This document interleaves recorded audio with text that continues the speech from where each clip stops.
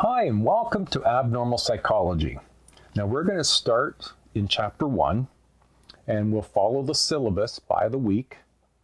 Now, sometimes in the weeks will be 2 videos, like this week here, but most of the ones that we'll do in the future on the specific disabilities or disorders, we'll do them in 3 different videos. I'm going to break them up into the description, causes, and treatment. So I'm going to start off with this to give you a little bit of a scenario. Most of us would agree that a parent who throws himself in front of a train while holding their young child is not behaving normally. But how do we distinguish between someone who temporarily was unable to get out of bed after going through a traumatic divorce or someone who is suffering from a severe form of depression?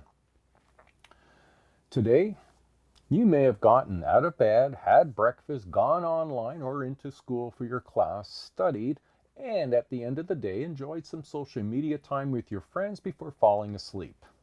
It probably didn't even occur to you that many physically healthy people are unable to do some or any of these things very easily or even at all. So what they may have in common is a psychological disorder, a psychological dysfunction within the individual that is associated with distress or impairment in functioning and a response that is not typical or not culturally accepted. How can we know whether our behavior is normal or abnormal? At what point do our fears, our thoughts, mood changes, and/or our actions move from normal into mentally disturbed? We're going to explore the many psychological disorders, their symptoms, their possible causes, and their treatments. Now, just before we start, there are 2 really important points that I'm going to make at the beginning here now, and I'll probably be repeating these points throughout the course. The first point is, do not self-diagnose or diagnose others. You and I are not diagnosticians with years of experience and familiarity with the DSM-5. Now, that's the diagnostic tool that we'll explore in this class that's used to make appropriate diagnoses. So don't diagnose yourself or others. 2, this one's a little bit more commonplace, and I hear it when I was walking through the halls from time to time, and I've heard it throughout my career. You've likely got some belief or a limited understanding of what a particular disorder might be like. Now, perhaps you've said, my OCD is kicking in. And you say that because you like to put your notes in a particular order, or you describe yourself as being depressed and therefore you have depression because you had a poor test score. However, in a couple of days, you're engaged with your friends and laughing and socializing. We are going to explore accurate data about psychological disorders, what they are and what they're not. So it's really important, the second point is important because we may not always be aware that for someone diagnosed with, by a professional with OCD, for example, obsessive compulsive disorder, or depression, hearing others who self-diagnose or use the terms very loosely, it can be very discouraging and reflect a misunderstanding of what they themselves are genuinely experiencing. So let's first ask the obvious first question, and this is how we're going to get started. What is abnormal behavior? Like, how do we determine when our behavior is abnormal and when it's not? And what is abnormal psychology? So let's begin with a brief, if you will, definition of what is abnormal psychology. From your textbook, the definition is, abnormal psychology is a branch of the science of psychology that addresses the description, causes, and treatment for abnormal behavior patterns. Now, there are various criteria that are used to define abnormal behavior. Psychologists generally consider behavior as being abnormal when it meets some combination of the following criteria. And I'm going to go through 6 different criteria. Now, some of these won't seem particularly troubling, but if you paid attention, it says meeting some. So there'll be a collection of some, maybe 4 of the 6 would be an indicator that perhaps this behavior could be considered abnormal. So the first one, ask the question, is the behavior unusual? Well, this can be difficult as not all unusual behavior causes any alarms. For example, it might be seen by you as unusual that a pole vaulter can jump over almost 20 feet in the air, and usually this is not something most people can do. However, it's not abnormal behavior. Seeing or hearing things that aren't there, hallucinations, they're not there, that may be abnormal. Secondly, is behavior socially unacceptable, or does it violate social norms?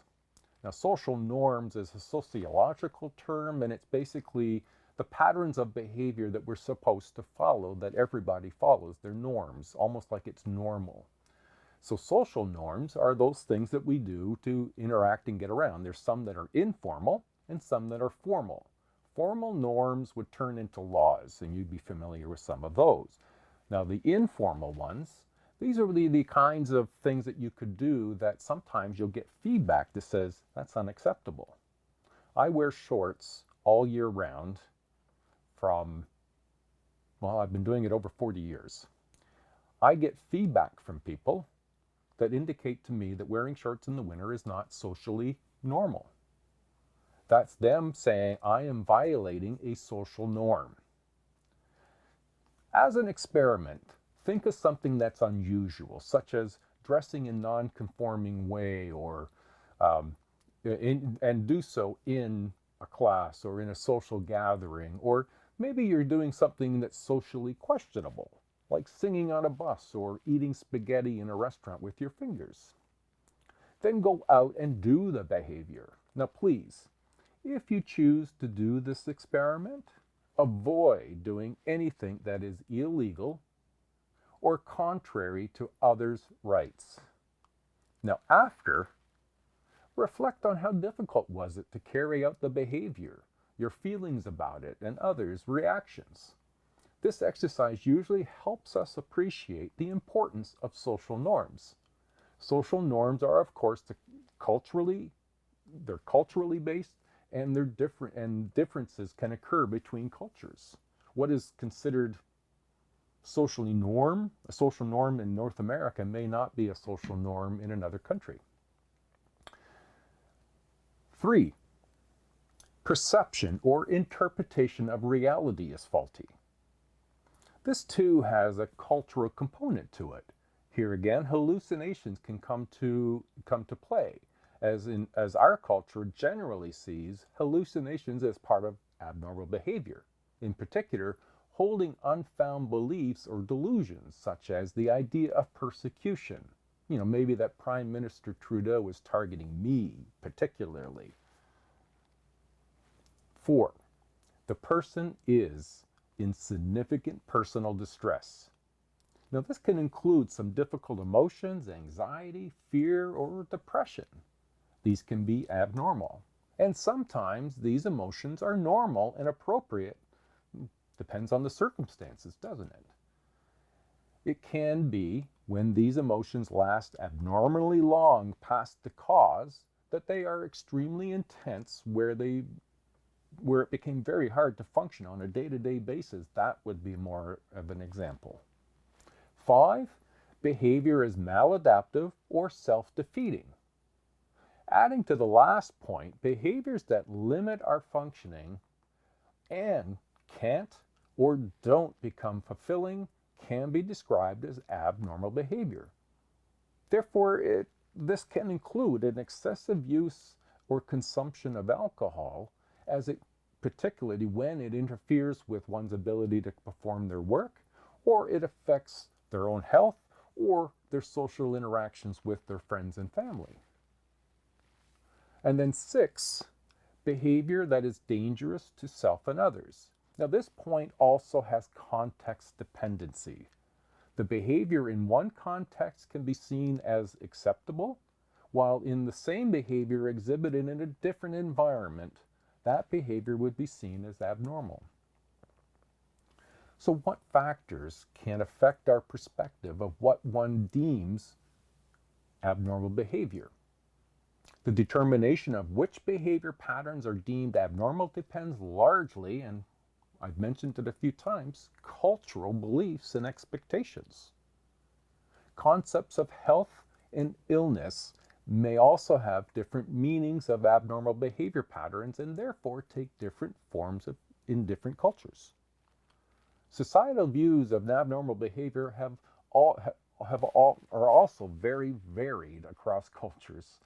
So please keep that in mind, that not every culture holds the same conditions of what is good, bad, right, wrong, valuable, invaluable. We need to consider how people in different cultures experience states of emotional distress, including depression and anxiety, rather than imposing our perspectives on them. Expressions of distress and or when to be distressed is not universal. Failure to recognize cultural differences in what is deemed normal and abnormal behavior can lead to inadequate and inappropriate diagnoses and therefore inadequate and inappropriate treatments. It is here we need to look at different dimensions concerning abnormal behavior. We have identified a means to describe what is and is not, including the cultural variable. Now we're going to touch on how abnormal behavior can be viewed on a continuum, ranging from one side where things are normal, on the other side on the scale they're abnormal. Now, you notice the graphic beside me, maybe a little above me. Most behaviors can be placed on a continuum where the individuals with no symptoms or those struggling don't meet the criteria for abnormality, while individuals with mild, moderate, or severe display of symptoms meet the criteria for abnormality. The present approach to diagnosis is known as categorical. That is, either a person meets the criteria or they do not meet the criteria for a particular psychological disorder. Now, what we're going to do for the rest of this particular video is just to look at some of the more historical perspective of abnormal behavior. How did we get to where we are today? And we're going to do a quick review of the more ancient perspectives and then move to more recent past of how we define and supported people with psychological disorders. And to start, ancient societies attributed abnormal behavior to divine or supernatural forces. It was known as the demonological model. Stone Age skull that have been dug up by archaeologists show that the prehistoric ancestors practiced what they called trephaning. And trephaning is cutting a hole in a person's skull. And at that time, it was believed that this might have been a way to possibly release demons. Now, if you apply modern day medicine to that same trephaning, it might be to relieve pressure, but that's not how they thought about it at that time. There were some authorities in ancient times, such as Greek physicians Hippocrates and Galen, who believed that abnormal behavior reflected natural causes. Now that's important, because Hippocrates, for example, proposed that abnormal behavior was due to an imbalance of humors, vital liquids that were, phlegm, yellow bile, black bile, and blood. Now the importance of this theory was that it foreshadowed the development of more of a modern medical model of abnormal behavior by which disorders and diseases are seen as resulting from a biological process, not demons. During the Middle Ages, we saw a return to this doctrine of possession, Although the belief in possession was known in the ancient Greeks and Egyptians' writings, it was revitalized by the Roman Catholic Church, and as treatment, exorcisms became a common practice to expel evil spirits and demons from the affected individuals. Later, beginning in the 15th century, people who displayed abnormal behaviors were considered witches. Asylums or madhouses began to crop out throughout Europe in the late 15th century and early 16th century. Often the sites that were formerly the leprosariums, places that they house lepers, they were then reused, these buildings, as asylums. The conditions in these asylums, you can imagine, would have been dreadful.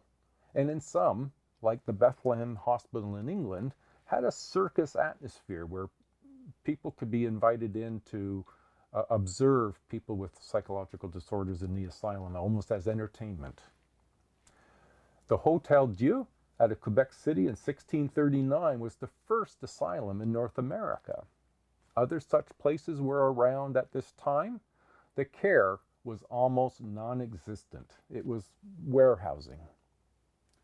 With the rise of what was known as moral therapy in the 19th century, largely spearheaded by Frenchmen Jean-Baptiste Poussin and Philippe Pinel, conditions in the mental hospitals improved.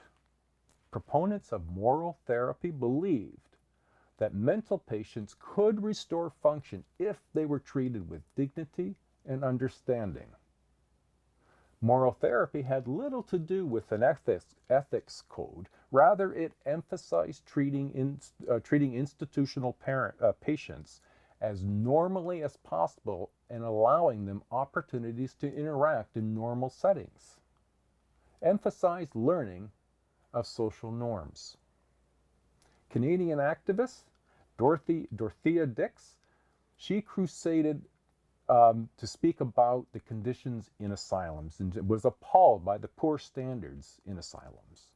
She began what became known as the mental hygiene movement. Unforeseen results was that more patients were taken out of jails and admitted to asylums. As you can perhaps imagine, this created an overpopulation which led to further decline in the moral therapy use.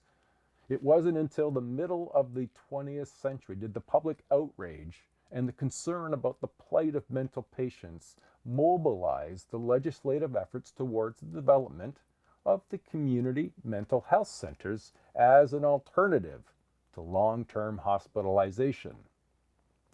Canadian Mental Health Association was created in 1963.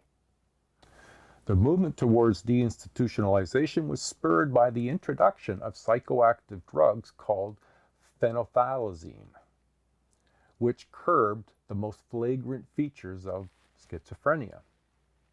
Deinstitutionalization in Canada has resulted in many homeless individuals with mental health issues who got lost in this transition from psychiatric institution to largely inadequate community mental health services. Deinstitutionalization did have some positive effect on reducing psychiatric hospitalizations significantly. However, this approach began to narrow its scope, and it left many without support and falling into homelessness. Canada's response for more comprehensive mental health policy, well, in 2007, the federal government announced funding for the Canadian Mental Health Commission in order to implement a national mental health care strategy. Well, that brings us to the end of part 1 of chapter 1. Now, we explored what is abnormal behavior and abnormal psychology. We also began our review of the history of how we got to where we are regarding psychological disorders. Next, in this same week, part 2 will be, we're going to look at more contemporary perspectives. Abnormal behavior may be viewed by many contemporary perspectives, and we're going to begin looking at the medical model, and it conceptualizes abnormal behavior patterns like physical diseases in terms of clusters of symptoms called syndromes, which have distinctive causes that are presumed to be biological in nature. We'll also look at the psychological perspective, where they consider the thinking and the mental aspects to explain abnormal behavior. The sociocultural views will consider the bigger social context, where the interactionalist perspective has encouraged a more interactive of multiple factors, including biological, psychological, sociocultural, and environmental factors, into a sort of all encompassing model. All right, so that's the end of part one. We'll see you in part two. Okay, bye now.